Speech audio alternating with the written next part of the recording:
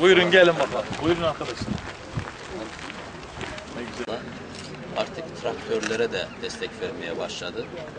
Alternatif ürün yetiştiriciliğini teşvik etmek amacıyla oluşturulan bu program kapsamında 9. ve 10. başvuru çağrılarında toplam 37 çiftçimizin projesi kabul edildi ve bu çiftçilerimize traktörleri bugün gördüğünüz gibi teslim edeceğiz.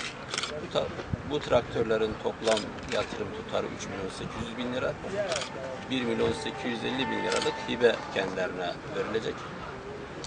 Buradan amaç çiftçilerimize normal yaptıkları bitkisel üretimi ek olarak alternatif ürün noktasında da onları teşvik etmek. Özellikle ilimiz için biber yetiştiriciliği çok önemli malumunuz. Nane, sarımsak ve kimyon, aspir yetiştiriciliği de alternatif ürün kapsamında biliyorsunuz. Çiftçilerimizi bu ürünlerin de yetiştirilmesine teşvik etmek amacıyla modern tarım yapmak gayesiyle bu traktörler verilmekte.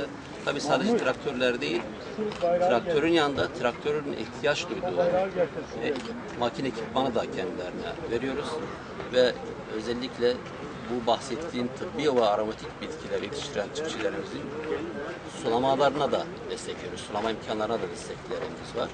Bu anlamda yapılacak olan hibeler %50 oranında